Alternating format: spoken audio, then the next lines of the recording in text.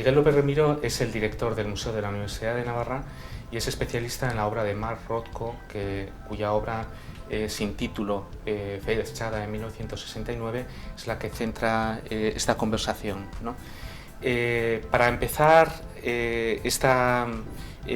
hablar de esta obra, habíamos estado comentando diferentes posibilidades y creo que traer a colación la cita de un crítico de arte e historiador bastante importante en torno a las obras en general de Mark Rothko puede centrarnos muy bien o puede introducir esta obra y las cosas que vamos a comentar aquí, ¿no? En realidad Argan hablaba de Rothko y de su forma de hacer arte como el gesto del artesano, ¿no? El artesano que pinta una pared, que le da 1, 2, 3 manos hasta que la superficie alcanza un determinado grado de densidad o de transparencia. Y allí donde había un plano rígido e impenetrable, hay un telón que deja pasar la luz o que la produce por medio del color, ¿no? Yo creo que hasta llegar a este punto de sutilidad, de capacidad de transmitir un sentido contemplativo tal vez del arte, Mark Rothko nos ofrece o experimenta una evolución, un discurso vital, ¿no?, previo, bastante diferente, sin el cual no se explica este tipo de obras y que creo que tú conoces perfectamente, ¿no? La biografía de Rothko tiene una serie de características muy determinantes. Es un artista que nace en el año 1903 en la ciudad de Dinsk, actualmente Letonia, año 1903. Es hijo de farmacéuticos judíos. En el año 1913, con 10 años, sin saber nada de inglés, emigra a Portland, en Oregón. Allí tenían familiares y se establecen en Estados Unidos sin saber nada de inglés y con un alejamiento tan grande de la cultura norteamericana y tan importante con respecto a toda una serie de claves que habían sido referenciales para él. El mundo judío, la tradición judeocristiana. Se encuentra en la costa oeste de Estados Unidos y tiene que de alguna manera realizar todo un camino que le lleva hasta protagonizar una de las carreras más importantes de la historia del arte del siglo XX y seguramente, y yo lo considero así, es uno de los intelectuales más importantes, no solamente uno de los grandes artistas del siglo XX, sino uno de los grandes intelectuales del último siglo. La obra sin título, 1969, de Mark Rothko, perteneciente a la colección del Museo de la Universidad de Navarra, es una de las piezas fundamentales de la colección de María Josefa Huarte, que fue donada a esta universidad en el año 2008.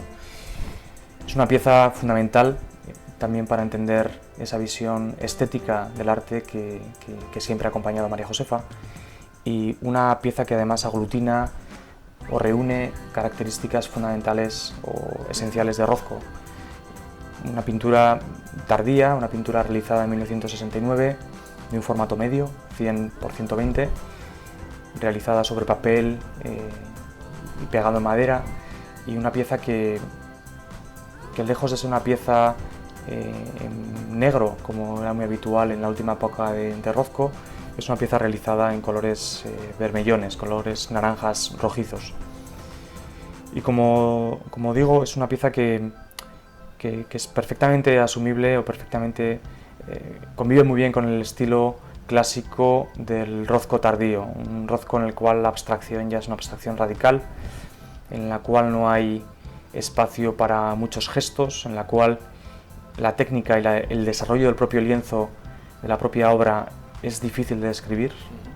Muchos expertos no saben exactamente cuál es la primera capa en muchos de sus cuadros, cuál es la última, si lo que hacía era ocultar capas o superponerlas, generar una especie de aguadas con óleo sobre el papel o sobre el lienzo que generan unos espacios de abstracción que, como decíamos y como vamos a analizar, son base fundamental de toda su pintura, de toda su trayectoria.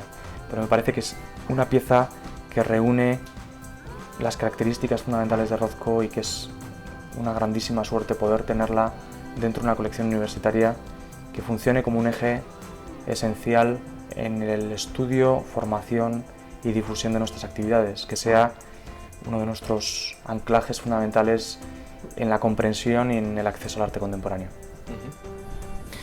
Es curioso porque las fechas en las que Rothko, que además cambiará su nombre, ¿no? Cuando llegue, no sé el momento exacto en el que...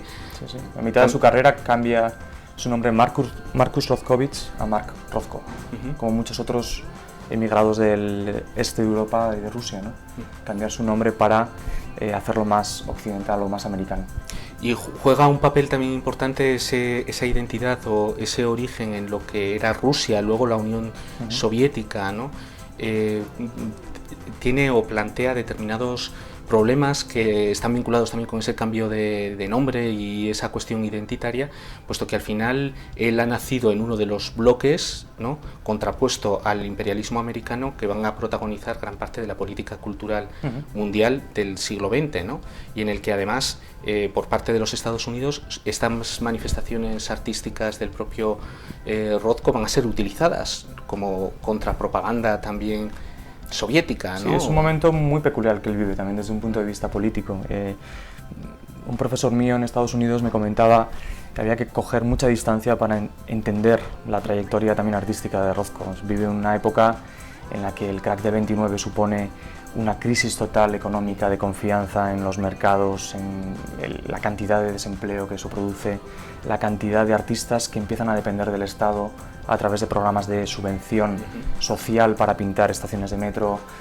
Rothko participa en uno de estos programas, tiene que ayudar a su mujer a diseñar joyas para ganarse la vida. Pero sí, son los años 20, esos primeros años en los cuales la influencia de dos pintores americanos, aparte de los europeos, Milton Avery como su gran maestro, un pintor norteamericano muy importante y bastante desconocido, y Max Weber como tutor o profesor suyo en la Arts Student League. Has comentado dos fechas o dos hitos que yo creo que nos pueden volver a centrar un poco en lo que es ese desarrollo plástico y esa evolución de Rothko, ¿no? Por una parte 1929, que es la fecha del crack, pero también es la apertura del MoMA al público, ¿no?, con ese discurso que ya hemos mencionado en otras ocasiones, que desde luego va a ser determinante en la historia del arte del siglo XX, ¿no? Totalmente. Y realmente de ahí hasta la Segunda Guerra Mundial, que es cuando se va a definir la gran escuela de abstracción americana, ¿no?, con los diferentes nombres que se les han aplicado, en ese intervalo Rothko realmente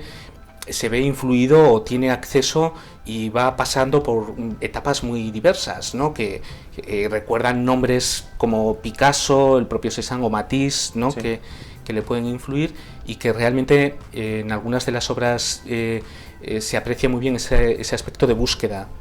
Comenta en varias ocasiones que Matisse es una referencia para él por el uso del color, pero sin duda alguna también la influencia de Picasso y otros artistas como Cézanne en cuanto a la puesta en escena de esas primeras pinturas. Me estoy acordando de alguna pintura familiar, alguna escena incluso de mar, ¿no?, pintadas con acuarela, que 40 o 50 años después uno lo ve con esa perspectiva de que quizás también hay una comparación entre las primeras acuarelas que realiza Rothko, que son muy poco conocidas, y esas últimas pinturas en óleo, como la pintura que tenemos en la colección de María Josefa Huarte y en el Museo de la Universidad de Navarra. En cuanto a lo que es el expresionismo abstracto, hay un tema del que me gustaría que hablases, porque es el momento de la pintura de acción, ¿no?, del tripping, y en cambio en el caso de Pollock es como el gesto sosegado, el trabajo. Argan hablaba del artesano, sí, pero sí que conseguir las texturas de este tipo de obras conlleva un proceso muy arduo, ¿no?, que de hecho nadie conoce cómo fue. Sus asistentes no entraban al proceso de elaboración. Hay alguna foto de Rothko en el estudio pintando, fotos además míticas, pero parece que esos son gestos. Rothko nunca fue visto pintando. O sea que hay todo un proceso hay una mística en cuanto a Rothko, Pollock. Eran gente que se tomaban realmente en serio. Él los definía, o Rothko definía al artista como aquel nacido para crear símbolos. Toda la escuela de Nueva York, parte del éxito, parte de la gran repercusión que tiene también la crítica, es la aparición de dos figuras importantísimas en crítica. Es Greenberg y Rosenberg. Son dos críticos que por un lado identifican la vertiente más formalista de autores como Barney Newman o Rothko, que son identificados como los color field painters, los pintores más contemplativos, en los cuales la abstracción es lineal, realmente el paradigma, ¿no?, de la abstracción. Y por otro lado, toda una vertiente de Rosenberg, que apuesta por el action painting, la pintura como acción y el cuadro como un espacio que es concebido como arena, como lugar de lucha, ¿no? La consecución de una solución a la que él llega prácticamente en el año 1950. Seguramente después de un viaje en Estados Unidos, una de sus estancias en la universidad en California, él lo escribe además, o sea que dice que algo ha sucedido en la escuela, algo le ha sucedido trabajando fuera de Nueva York. Y llega a una solución pictórica que repite durante 20 años, hasta 1970, que se quita la vida, ¿no? Y esos 20 años de desarrollo pictórico en los cuales repite el formato, cambiando, alterando colores, dando a los títulos de los cuadros el título del color, creando una serie de trucos empáticos, ¿no?, de escala de la pieza, verticalidad. El Pratt Institute, que es un espacio para las artes muy importante en Nueva York, le invitan a una conferencia y él da una conferencia en la cual no solamente describe su obra de arte, sino que da unos ingredientes. Los 7 ingredientes para la creación de una obra de arte. ¿Los define así como ingredientes? Sí, los 7 ingredientes, y además hay uno de ellos que tiene un porcentaje, un peso. Es la esperanza, que es un 10%. Son tremendamente poderosos, ¿no?, porque él habla del sentido de finalidad, saber la vocación de uno mismo, habla de la sensibilidad o sensualidad hacia las cosas. Un artista es alguien que ve la realidad de una forma peculiar o que sabe hacer abstracción y sintetizar y destacar cosas que a otras personas igual no le llaman la atención. Sabe tratar la ironía como una forma de que el artista se aleje de la propia obra, la tensión como algo que está ahí, o sea que una obra de arte tiene que ser tensa. Por eso decía al principio que estar delante de Rothko es algo que tensa a uno mismo, ¿no? Y yo creo que delante de una obra de arte uno no puede pasar indiferente. El arte contemporáneo y más actual, sobre todo. Totalmente, ¿no? Pero también la buena música clásica, tú sientes de alguna manera esa conmoción, ¿no? Todo el carácter del juego, o sea, como la obra de arte juega contigo, ¿no? Lo efímero, ¿no?, la suerte, él también la numera como una de los componentes importantísimos. Y finalmente la esperanza. Rothko abren espacios, no tienen profundidad, penetran o rompen el muro sobre el que están colgados y introducen al espectador en otro concepto, ¿no?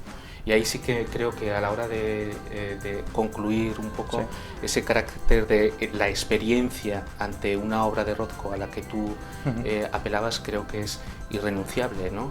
Y por mucho que hablemos de Rothko o veamos sus obras especialmente bien reproducidas en catálogos o en obras, nada puede sustituir la experiencia directa de la contemplación de una de esas obras, ¿no? Totalmente.